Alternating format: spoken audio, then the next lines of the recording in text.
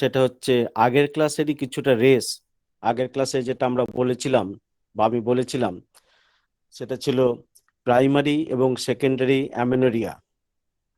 সেদিন আমি যতটুকু বলেছি আমার মনে হচ্ছে তাতে আরো কিছুটা একটু সংযোজন করার দরকার, কারণ সবসময় প্রিভিয়াস ক্লাসের একটুখানি যদি আমরা বলে নিতে পারি তাহলে অনেক সময় দেখা যায় যে আগে যারা ক্লাসে ছিলেন বা আজকে যারা নতুন এসেছেন তারা অন্তত বুঝতে পারবেন যে আগের কি অসমাপ্ত রয়ে গিয়েছিল অথবা কি নিয়ে আমি আলোচনা করেছিলাম। তো সেই প্রসঙ্গক্রমে বলা যেতেই পারে যে আমি গত ক্লাসে আমি বলেছিলাম প্রাইমারি অ্যামেনোরিয়া এবং সেকেন্ডারি অ্যামেনোরিয়া।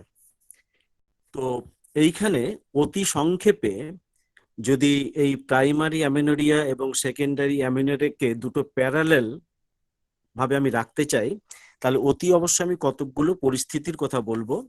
তার ভিতরে হচ্ছে প্রথম হচ্ছে যে ভ্যাজাইনাল অ্যাট্রেসিয়া।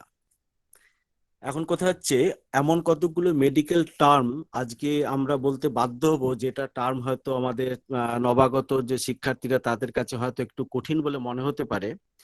সেই জন্য আমি চেষ্টা করব তাদের বোঝার জন্য তার বাংলা মানেটা কি হতে পারে বা তার ডেফিনেশনটা কি সেটা নিয়ে অন্তত একটুখানি আলোচনা করতে, যাতে আমাদের ধারণাটা সুস্পষ্টভাবে হয়। কারণ আমাদের শিক্ষক মন্ডলী যারা আছেন তারা হয়তো এক কথায় সেটা বুঝে যাবেন, কিন্তু সবসময় তো শিক্ষক মন্ডলীদেরকে নিয়ে তো আমাদের চিন্তা ভাবনাটা নয়। আমাদের উদ্দেশ্য হচ্ছে যে আমরা জুনিয়রদেরকে কতটা শেখাতে পারি বা তাদের কাছে কতটা সুস্পষ্ট ধারণা এই গায়নোকোলজি সম্বন্ধে বা সেই ধরনের মেডিকেল টার্ম সম্বন্ধে বলতে পারি, সেটা নিশ্চয়ই আমাদের শিক্ষক মন্ডলীদের দেখা উচিত। সেই জন্য আমি প্রথম যে কথাটা বললাম সেটা হচ্ছে ভ্যাজাইনাল অ্যাট্রেসিয়া, অর্থাৎ ভ্যাজাইনার যদি কোনো প্রকার ডিফর্মিটি বা অ্যাট্রেসিয়া হয়।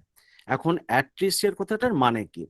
অ্যাট্রেসিয়ার কথাটার মানে হচ্ছে যে শরীরের যে কোনো অরিফিস বা প্যাসেজ অফ দ্য বডি যদি কোনো কারণে ক্লোজড হয়ে যায় অর্থাৎ বন্ধ হয়ে গিয়ে থাকে, অথবা যদি অ্যাবসেন্ট হয় অর্থাৎ যদি জন্মগতভাবে তৈরি না হয়ে গিয়ে থাকে। আমরা খুব কমনলি একটা অ্যাট্রেসিয়ার কথা জানি, সেটা হচ্ছে বিলিয়ারি অ্যাট্রেসিয়া। বিলিয়ারি অ্যাট্রেসিয়া একটা লিভারের পরিস্থিতি যেখানে বাইল ডাক্ট থেকে যে ডাকটা বেরিয়ে আসে সেটা শিশুদের তৈরি হয় না। যেভাবে বিলিয়ারি অ্যাট্রেসিয়া আমরা জানি সেরকম আমাদের ইসোফেগাল অ্যাট্রেসিয়া হয় বা আমাদের এই ভ্যাজাইনাল অ্যাট্রেসিয়া হয়। এরকম জায়গায় দেখা যায় কি যে তার প্রপার পরিস্থিতিটা বা যেভাবে একটা গঠন হওয়া দরকার ছিল সেটা কিন্তু কখনোই হয়ে ওঠে না। এটা একটা বিশাল বড় ডিফর্মিটি। এইরকম জায়গাতেই আমরা ব্যবহার করে থাকি ওই শব্দটা, সেটা হচ্ছে অ্যাট্রেসিয়া। অর্থাৎ অতএব আশা করি জুনিয়রদের বুঝতে কোনো অসুবিধা হলো না যে অ্যাট্রেসিয়া জিনিসটা কি। তো যদি প্রাইমারি অ্যামেনোরিয়ার ক্ষেত্রে আমরা দেখতে পাচ্ছি যে ভ্যাজাইনাল অ্যাট্রেসিয়া থাকে, অর্থাৎ সেটা সুস্পষ্টভাবে তৈরি হয়ে থাকে না, অথবা এমন একটা ব্লকেজ হয়ে গিয়ে থাকে যার ফলে কোনো প্রকার মেনস্ট্রুয়েশন হওয়া সম্ভবপর হয়ে ওঠে না। দ্বিতীয়টা হচ্ছে জেনেটিক গোনাডাল ডিফেক্ট, অর্থাৎ গোনাড হরমোনের বা গোনাড যে পার্ট যেটা আছে সেটা যদি কোনো প্রকার ডিফেক্টিভ হয়ে থাকে, অর্থাৎ ত্রুটি, জন্মগত যদি ত্রুটি হয়ে গিয়ে থাকে, সেখানে কিন্তু এই প্রাইমারি অ্যামেনোরিয়া হবার সম্ভাবনা থাকে, অর্থাৎ তার মেনস্ট্রুয়েশন ঠিকমতো হয় না। পরের পরের পয়েন্টটা বলতে পারি আমরা কনজেনিটাল অ্যাড্রিনাল হাইপারপ্লেসিয়া।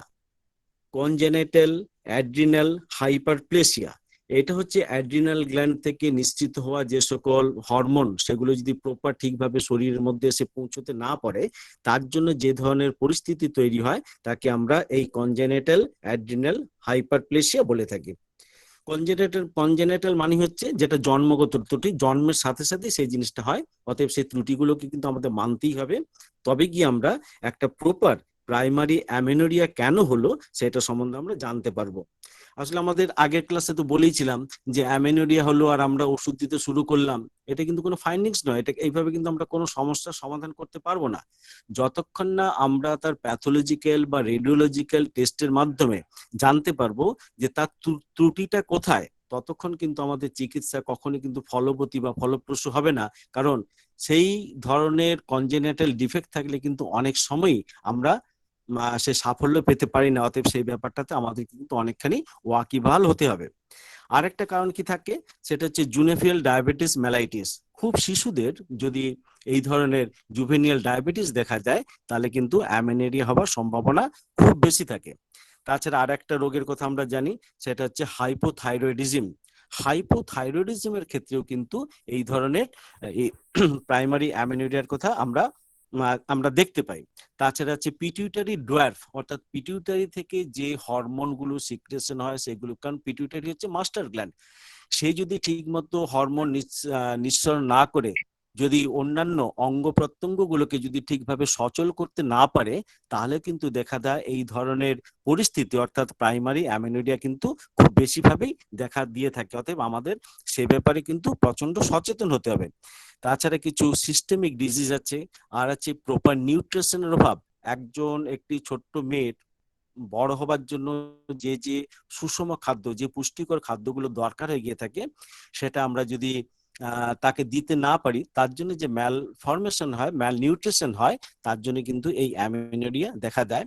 তাছাড়াও দেখা যায় যে শৈশব অবস্থায় যদি কোনো ভারী অসুখ করে থাকে, তাকে যদি প্রচুর পরিমাণে ওষুধ খাওয়ানো হয়ে গিয়ে থাকে, স্টেরয়েড জাতীয় ওষুধ বা পেনিসিলিন জাতীয় ওষুধ বা এইরকম জীবনদায়ী কোনো ওষুধ, বা তাকে বাঁচিয়ে রাখার জন্য যে ধরনের ওষুধ দিতে হয়, তার সাইড এফেক্ট কিন্তু আমরা অনেক সময় কিন্তু এই পরিস্থিতিটা দেখি যে তার প্রাইমারি অ্যামেনোরিয়া দেখা দিয়েছে।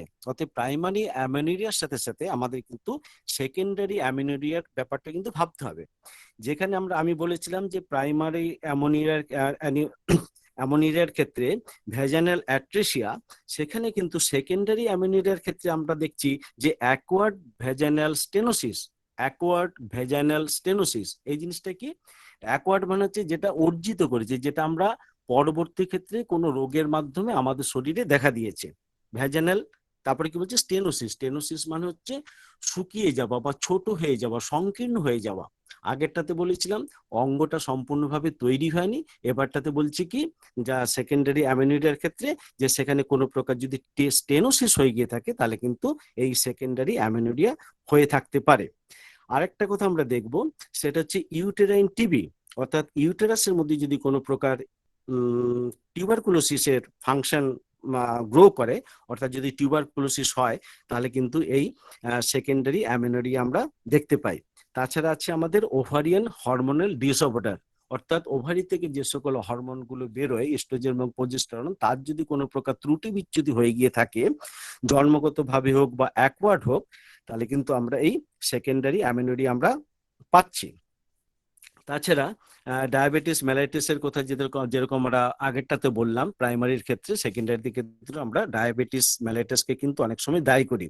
তাছাড়া হাইপো এবং hyper function of the various type of hormone, অর্থাৎ হরমোনের কখনো আধিক্যতা অথবা কখনো ক্ষরণ কম হওয়ার জন্য আমাদের এই ধরনের অসুবিধাগুলো আমরা দেখতে পাই।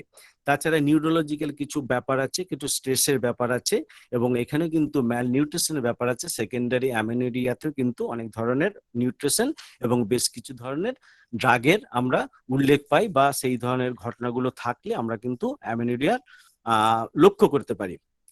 তো গত ক্লাসে আমাদের স্যার পার্থপ্রতিম বাবু একটা প্রশ্ন রেখেছিলেন যে কি কি কারণে আমাদের এই অ্যামেনোরিয়া অসুখটা হতে পারে, বা এমন কোনো অসুখ আছে কিনা, বা এমন কোনো ওষুধ আমরা কন্টিনিউ খাই কিনা যার জন্য আমরা এই অ্যামেনোরিয়াতে ভুগতে পারি, বা আমাদের পেশেন্টরা অ্যামেনোরিয়াতে ভুগতে পারে।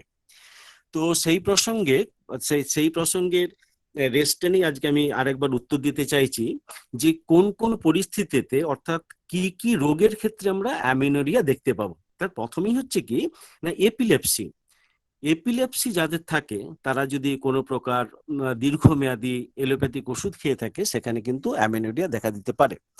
আপনারা নিশ্চয়ই এপিলেপসি সম্বন্ধে জানেন। ঠিক মডার্ন সায়েন্স এক কথা বললো, আমরা যখন পড়াশোনা করেছিলাম তখনকার এই প্রাধান্যটা আমি বেশি দিচ্ছি, কারণ আমরা যে জানি যে এপিলেপসি এমন একটা নার্ভের ডিসঅর্ডার, যে তাতে বলাই হচ্ছে একদম ক্যালেন্ডার ধরে যেদিন তার লাস্ট অ্যাটাক হয়েছিল, যেদিন তার লাস্ট অ্যাটাক হয়েছিল সেদিন থেকে যদি একদম ক্যালেন্ডার ধরে 3 বছর পর্যন্ত যদি তার সেকেন্ড অ্যাটাক না হয়ে গিয়ে থাকে, তখনই এপিলেপসি সেরেছে বলে দাবি করা হবে। কিন্তু ক্যালেন্ডার মানে যদি দেখা যায় 2 বছর 7 মাস কি 8 মাস, ইভেন যদি 11 মাসের মাথাতেও তার যদি আবার একটা অ্যাটাক হয়ে গিয়ে থাকে, এপিলেপটিক অ্যাটাক, তাহলে কিন্তু সে সেরেছে বলে বলা হবে না, এবং আগামী পরবর্তী ক্ষেত্রে আগামী 3 বছরের জন্য কিন্তু তাকে আবার ওষুধ দেওয়া হবে। এটা কিন্তু চিকিৎসার একটা পদ্ধতি। তাহলে যে যে মহিলাটি বা যে মেয়েটি, বাচ্চা মেয়েটি কন্টিনিউয়াসলি ওই ওষুধ খেয়ে যাচ্ছে, তার পক্ষে কিন্তু এই অ্যামেনোরিয়াটা হওয়া সম্ভাবনা রয়েছে। তাছাড়া কিছু কিছু ক্যান্সারের ক্ষেত্রে, অনেক সময় থ্যালাসিমিয়ার ক্ষেত্রে, বা হিমোফিলিয়ার ক্ষেত্রে, টিউবারকুলোসিসের ক্ষেত্রে, বা ম্যালনিউট্রিশন যাদের শরীরে দেখা দিয়েছে, বা যে সকল মহিলারা বা মেয়েরা, বাচ্চা মেয়েগুলো যারা প্রচন্ড ওবেটিক, অর্থাৎ প্রচন্ড পরিমাণে মোটাসোটা হয়ে গেছে, তো অথবা খুব রোগা হয়ে গিয়েছিল, যেটাকে আমরা আগেও ক্লাসে বলেছিলাম অ্যানোরেক্সিয়া নার্ভোসা, এই সকল রোগের ক্ষেত্রে কিন্তু এই অ্যামেনোরিয়াটা কিন্তু প্রত্যক্ষভাবে লক্ষ্য করা যায়। এবার প্রশ্ন উঠেছিল যে এমন কি কোনো ওষুধ আছে যার জন্য, যে ওষুধগুলো খেলে, হ্যাঁ নিশ্চয়ই আছে। অ্যান্টি এপিলেপটিক ওষুধ যদি আমরা খাই, আমরা যদি কন্ট্রাসেপটিভ পিল গ্রহণ করি, অথবা অ্যানাবলিক স্টেরয়েড জাতীয় যদি জিনিস খাই, অথবা যদি অ্যান্ড্রোজেন হরমোনের যদি প্রচুর পরিমাণে গ্রহণ করে থাকি, তাহলে সেই সকল ক্ষেত্রে কিন্তু দেখা যায় যে এই প্রাইমারি এবং সেকেন্ডারি অ্যামেনোরিয়া দায়ী। এছাড়াও কিন্তু আরেকটা জিনিস লক্ষ্য করতে হবে, যাদের কেমোথেরাপি হয়, কেমোথেরাপি হচ্ছে, অর্থাৎ কোনো জায়গায় ক্যান্সার হচ্ছে, সেই পরিস্থিতিতে যদি কেমোথেরাপি চালানো হয়ে থাকে, তাহলে কিন্তু সেই সকল জায়গাগুলোতে কিন্তু আমরা এই অ্যামেনোরিয়া অতি অবশ্যই পাবো। অতএব আমাদের খুব বুঝে নিতে হবে যে অ্যামেনোরিয়ার চিকিৎসা মানে কিন্তু ওই পেশেন্টের এসে বললো যে তার পিউবার্টির পরে তার হচ্ছে না, আর আমরা তাকে ওষুধ দিয়ে ফেলবো, এটাতে সিস্টেমেটিক্যালি কতটা সঙ্গত, তার চেয়ে বড় সঙ্গত হচ্ছে you should know the proper disease. আপনাকে জানতে হবে যে প্রকৃত কারণটা কি। কারণ আপনি যদি প্রকৃত কারণটা ঠিকভাবে উন্মেষ না করতে পারেন, রুগীর কাছে যেরকম আপনি গ্রহণযোগ্যতা হারাবেন, তাছাড়া আপনিও কিন্তু একটা আশঙ্কা থাকবেন, এই যে সিস্টেমেটিক ভাবে একটা ওষুধ দিলাম, সেটা কতটা কাজ করবে।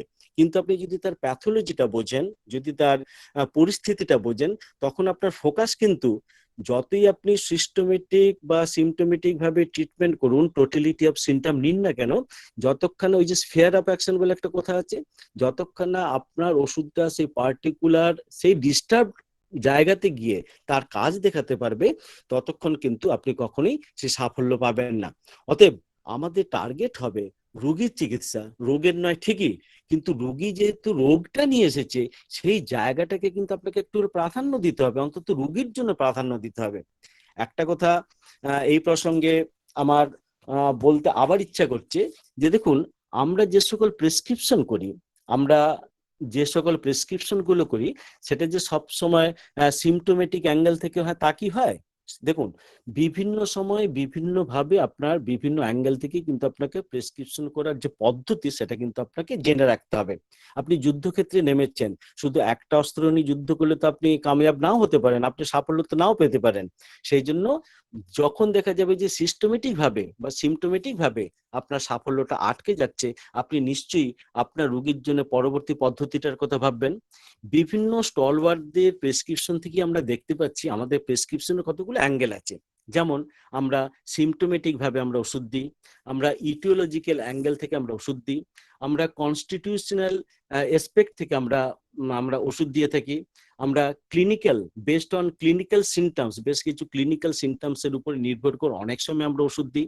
আমাদের প্যাথোলজি তো জানতেই হবে, কারণ যখন যখন হ্যানিম্যানীয় হোমিওপ্যাথির কথা বলা হয়েছিল, তখন ওই পদ্ধতিতে এসে হয়তো যতটা দরকার ছিল তিনি তখন বলেছেন, কিন্তু যদি মডার্ন সায়েন্স যদি আরো কিছু প্যাথোলজি বলে থাকে এবং সেটাকে যদি আমাদের গ্রহণযোগ্য বলে মনে হয়, তবে আমাদের গ্রহণ না করার তো কোনো কারণ নেই। কারো যদি আপত্তি থাকে গ্রহণ নাও করতে পারেন, কিন্তু জিনিসটা তো আমাদের জানতে হবে। সেই জন্য প্যাথোলজিক্যাল প্রেসক্রিপশন কোন কোন জায়গায় অন্তত প্যালিয়েশন করার ক্ষেত্রে দরকার হয়ে থাকে, আমাদের কিন্তু সেই জিনিসটা মাথায় রাখতে হবে। সেই সেই সঙ্গে আর একটা খেয়াল রাখতে হবেন, যে সেটা হচ্ছে অর্গান বেসড। এক একটা ওষুধ এক একটা অর্গানের উপরে কিন্তু দুর্ধর্ষভাবে কাজ করে। যখন দেখা যাবে যখন আমরা সিমটোমেটিক ট্রিটমেন্ট দিয়েও ঠিক সুরাহা পাচ্ছি না, তখন কিন্তু প্রয়োজনে আমাদের এই দ্বিতীয় পদ্ধতি, তৃতীয় পদ্ধতি, ভাবতেই হবে। কারণ আমি যতগুলো পদ্ধতির কথা বলছি, দেখবেন স্টলওয়ার্ডরা, হোমিওপ্যাথির যারা স্টলওয়ার্ড যারা আছেন, কোথাও না কোথাও সেটাকে একটা মান্যতা দিয়েছেন। অতএব তারা যখন মান্যতা দিয়েছেন, তখন আমাদের সেটাকে তো অস্বীকারের কোনো জায়গা নেই। অতএব আমাদের যদি প্রয়োজন পড়ে, আমরা নিশ্চয়ই সেই জায়গাগুলোর কথা আমরা ভেবে দেখব। তার সাথে কিন্তু ওই মার্জমেটিক যে অ্যানালাইসিস, সেটার কথা কিন্তু আমি প্রসঙ্গক্রমে উল্লেখ করে গেলাম। এবার দেখুন, আলোচনা হচ্ছে আমাদের অ্যামেনোরিয়া নিয়ে। আমরা অ্যামেনোরিয়াতে কি কি জিনিস ইনভেস্টিগেশন করব। আমাদের ইনভেস্টিগেশনে কিন্তু খুব দরকার আছে। ইনভেস্টিগেশন না হলে কিন্তু আমরা এগিয়ে যেতে পারবো না। অ্যালাইড সাবজেক্টে যেভাবে ইনভেস্টিগেশনের কথা বলেছে, সেইটাকেও যদি আমরা ঠিকভাবে মানতে পারি, তাহলে আমরা মানে খুব ভালোভাবে বুঝতে পারবো যে আমাদের হোমিওপ্যাথিক্যালি যে আমরা কেস টেকিং করি, সেটা কিন্তু প্রায় একই জিনিস। হোমিওপ্যাথি অনেকখানি এগিয়ে আছে তাদের চেয়ে, কিন্তু তারাও যতটা ইনভেস্টিগেশন করেন, যে জিনিসগুলো জানার জন্য ব্যাকুল হন একটা রুগীর ক্ষেত্রে, সেটা কিন্তু কম কথা নয়। তাহলে চলুন আমরা এবার ছোট্ট করে দেখে নিতে চাইছি যে ইনভেস্টিগেশন গুলো আমরা কি কি করব।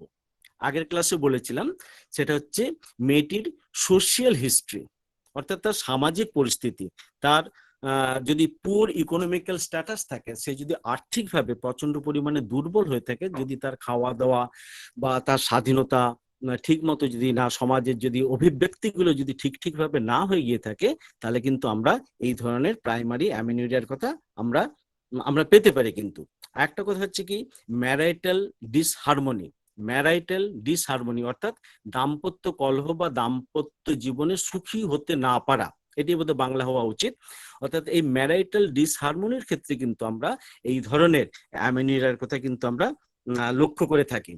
তাছাড়া হোমিওপ্যাথিতে তো খুব বড় ব্যাপার আছে, এলোপ্যাথিতে এই ধরনের ইনভেস্টিগেশন করা হয় যে তার ফ্যামিলিতে তার মায়ের বা তার যদি কোনো বোন বা দিদি থাকে, তার কি ধরনের মেনস্ট্রুয়াল হিস্ট্রি পাওয়া গেছে, বা তার মায়ের ঋতুস্রাব খুব কম বয়সে হয়েছিল কিনা, বা দেরিতে হয়েছিল কিনা, বা ওই যে মেয়েটির চিকিৎসা আমরা করছি তার দিদি বা তার যদি কোনো বোন থাকে, তাদের কি ধরনের এই ধরনের পিরিয়ডের হিস্ট্রি পাওয়া গেছে, সেটা কিন্তু খুব বেশি জরুরি। কারণ এই ধরনের ফ্যামিলি রিলেটেড ডিজিজ গুলো, যেখানে মায়ের সাথে সন্তানের যে সকল রোগগুলো বর্তায়, তার ভিতরে কিন্তু এটা পিরিয়ডের যেটা ব্যাপারটা আছে, এটা কিন্তু একটা খুব সমর্থনযোগ্য জায়গা। আমরা তো খুবই জানি যে সম্পত্তির মতো আমরা বিপত্তিও পূর্বপুরুষদের কাছ থেকে পাই। তাহলে মায়ের যে ধরনের অসুখ বিসুখগুলো থাকে, অনেক সময় দেখা যায় যে তার সন্তানের মধ্যেও কিন্তু সেই অসুখ বিসুখগুলো বর্তায়। শুধু তার মধ্যে বর্তায় না, হয়তো একাধিক যদি তার কন্যা সন্তান থাকে, তার মধ্যে হয়। অতএব যে ক্লুটা আমরা খোঁজার চেষ্টা করছিলাম, যদি সেই মেয়েটার মধ্যে আমরা না পাই, তাহলে আমরা তার দিদি বা তার বোনের কাছ থেকে যদি পেয়ে থাকি, সেখান থেকে কিন্তু আমরা তার শরণাপন্ন হতে পারি। সেই জন্য কিন্তু আমরা এই ধরনের ফ্যামিলি হিস্ট্রি নেবার খুব বেশি চেষ্টা করে থাকি। তাছাড়া মেনস্ট্রুয়াল হিস্ট্রি তো একটা ব্যাপার আছে, তার তার সাইকেলটা, তার ডিউরেশনটা, তার কি পরিমাণে পিরিয়ড হয়, তার পরিমাণ কত, তাতে ব্যথা থাকে কিনা, এই সকল জিনিসগুলো আমাদের কিন্তু খুব কনসাসলি কিন্তু আমাদের গ্রহণ করতে হবে। আর একটা কথা বলা হয়েছে যে history of any constitutional disease, অর্থাৎ তাদের ক্ষেত্রে কিন্তু টিউবারকুলোসিস কিন্তু একটা কনস্টিটিউশনাল ডিজিজের মধ্যে পড়ে। অর্থাৎ কোনো প্রকার টিউবারকুলোসিস আছে কিনা, ওবেসিটি আছে কিনা, বা সে মেয়েটি ওই অ্যানোরেক্সিয়া নার্ভোসায় ভুগছে কিনা, এই ধরনের জায়গাগুলো কিন্তু আমাদের খুব বেশি আমরা গ্রহণ করে থাকি। কারণ সেই সঙ্গে আমরা কিন্তু অতি অবশ্যই দেখব যে কোনো প্রকার এপিলেপটিক ড্রাগ বা ওরেল কন্ট্রাসেপটিভ পিল বা এমন কোন ওষুধ খায় কিনা যেটা ভিতরে প্রচন্ড পরিমাণে স্টেরয়েড আছে, বা অ্যান্ড্রোজেন হরমোন বা এই ধরনের কোনো কিছু আছে। এইবার এই কথাগুলো বলার কারণটা কি? কারণ আমরা দেখুন, অনেক সময় আমরা দেখেছি যে আমাদের ফ্যামিলিতে যদি যদি পেশেন্টের ফ্যামিলিতে যদি টিউবারকুলোসিস থাকে, আমরা যেরকম অ্যান্টি টিউবারকুলার মেডিসিন দিয়ে আমরা যেরকম শুরু করব, ঠিক সেইভাবেই কিন্তু যদি দেখা যায় যে ওই পেশেন্টটি প্রচন্ড পরিমাণে স্টেরয়েড বা ওই ধরনের কোনো ওষুধ খেয়ে আসছে, তাহলে কিন্তু তার ওই হ্যাজার্ডটাকে কাটানোর জন্য কিন্তু আমরা বিভিন্ন ধরনের মেডিসিন দেবো। এবার দেখুন, অনেক সময় আমাদের স্টলওয়ার্ডরা অনেক জায়গাতেই বলেছেন যে আফটার এলোপ্যাথিক ড্রাগস যদি কোনো পেশেন্ট এসে থাকে, আমরা তার ট্রিটমেন্টের জন্য নাক্স ভূমিকা দিয়ে থাকি। অনেকেই করেন, আমি ছোটবেলা করতাম। যেহেতু অনেক এলোপ্যাথিক ড্রাগ খেয়ে এসেছে, অথবা এখন আমার হোমিওপ্যাথি ট্রিটমেন্ট করতে হবে, তো দেখছি কি যে আগের ওষুধগুলো সমস্ত যাতে ভ্যাকসিন নষ্ট হয়ে যায়, কি রিয়াকশন যাতে হয়ে যায়, সেই জন্য আমরা নাক্স ভূমিকা একটা কি দুটো ডোজ দিয়ে যখন পেশেন্টের ওই অবস্থাটা একটু স্বাভাবিক হয়ে গেল, তখন আমরা নতুন ভাবে কেস টেকিং করব এবং কেস টেকিং করে যে মেডিসিন আসবে সেটা দেবো। কারণ ওই যে ইয়াট্রোজেনিক ডিজিজ, অর্থাৎ ওষুধ খাবার পরে যে ওষুধ রোগটা তৈরি হয়ে গেছে তার তো কোনো সুরাহা পাওয়া যায় না। সেই জন্য আমাদের উচিত যে নাক্স ভূমিকার মতো মেডিসিন দিয়ে একটা থিতু করে তারপর তার নতুন ভাবে কেস টেকিং করা। এটা আমি বলছি না, বিভিন্ন বইয়ে কিন্তু লেখা আছে। কিন্তু যদি দেখা যায় যে বেশি পরিমাণে স্টেরয়েড বা এই ধরনের অ্যান্টিবায়োটিক এসেছে, সেখানে কিন্তু নাক্স ভূমিকা না দিয়ে বেশি কাজ করে যদি টিউবারকুলিনাম বা মেডোরিনামের মতো বা থুজার মতো কোনো প্রকার ডিপ অ্যাক্টিভ মেডিসিনগুলোকে দেয়া যেতে পারে। তবে আমার ব্যক্তিগত মতামত হচ্ছে নাক্স ভূমিকা না দেবার, কারণ একটা ফিলোসফিতে তো আছেই যে well selected medicine is always antidote of the previous one. Well selected medicine is always antidote of the previous one, অর্থাৎ আমরা যে ওষুধটা প্রয়োগ করছি সেটা কিন্তু আগের ওষুধের অ্যান্টিডোট। অ্যান্টিডোট হয় বলেই কিন্তু ওষুধটা পরবর্তী কাজ করতে পারে, এবং অ্যান্টিডোট হয় বলেই আগের ওষুধটাকে কিন্তু সে নষ্ট করে দেয়। অতএব এই যে সেকেন্ড প্রেসক্রিপশনের যে জায়গাগুলো আমাদের প্রত্যেকটা কিন্তু আমাদের মনের ভিতরে রাখতে হবে, মাথায় রাখতে হবে যে আমি ওই বলেছেন বলে আমি নাক্স ভূমিকা দিয়ে দেবো, বা আজকে আমি উল্লেখ করলাম বলেই যে স্টেরয়েড দিয়ে খেয়ে এসছে বা একটা ওষুধ খেয়ে এসেছে বলে আমি তাকে কার্সিনোসিন বা টিউবারকুলিনাম বা ব্যাসিলিনামের মতো ওষুধ দিয়ে দেবো, সেটা কিন্তু ঠিক নয়। আগে আপনাকে বুঝতে হবে পেশেন্ট কোন জায়গায় দাঁড়িয়ে আছে, কোন স্টেজে দাঁড়িয়ে আছে, এবং মায়াজমের কোন জায়গাটা সব থেকে বেশি প্রাণবন্ত বা উজ্জ্বল হয়ে উঠেছে, সেই জায়গাটার উপরে যদি আমরা নোটিশ করতে পারি, তবে গিয়ে কিন্তু আমরা সেই পার্টিকুলার রোগীটার ক্ষেত্রে সফল বা সফলতম প্রেসক্রিপশন করতে পারবো বলেই আমার কিন্তু বিশ্বাস। এইবার অ্যামেনোরিয়ার লাস্ট জায়গাটিকে দাঁড়িয়ে বলতে চাইছি যে কি ধরনের ওষুধ খেলে এই অ্যামেনোরিয়া দেখা দেয়। তার ভিতর প্রথম যেটা আছে সেটা হচ্ছে কোকেন। কোকেন জাতীয় যদি ওষুধ বা ড্রাগ যদি ওই মেয়েটি নিয়ে থাকে কন্টিনিউ, তাহলে কিন্তু তার অ্যামেনোরিয়া দেখা দিবে। অ্যান্টি এপিলেপটিক ড্রাগের কথা আমি আগেই বলেছি, বার্থ কন্ট্রোল পিলের কথা বলেছি, স্টেরয়েডের কথা বলেছি। আর একটা হচ্ছে যদিও আমাদের ক্ষেত্রে সম্ভব নয়, কিন্তু হয়তো দেখা যায় অনেক সময় প্রত্যন্ত গ্রামে আদিবাসীদের মধ্যে অথবা ফরেনার যাদের ভিতরে একটু কালচার, একটু অ্যালকোহলিজমের কালচার আছে, অ্যালকোহল ইনটেক করাটা যাদের কি বলবো পারিবারিক পরিস্থিতির মধ্যে কোনো হ্যাজার্ড সৃষ্টি করে না বা তারা মেনে নেয় অ্যালকোহলিজমটাকে, তাদের ক্ষেত্রে কিন্তু এই ধরনের পরিস্থিতি আমরা লক্ষ্য করে থাকি। এবার পরবর্তী ক্ষেত্রে কিন্তু একটা জিনিস আমি বলে নিতে চাইছি, সেটা হচ্ছে যে আমাদের আজকের এই doctor Joypal Barman sir, sir দুঃখিত স্যার, আপনি আমাকে একটু সময় দিন, 2 minute. Doctor Raisul Islam Khan, doctor Raisul Islam Khan. জি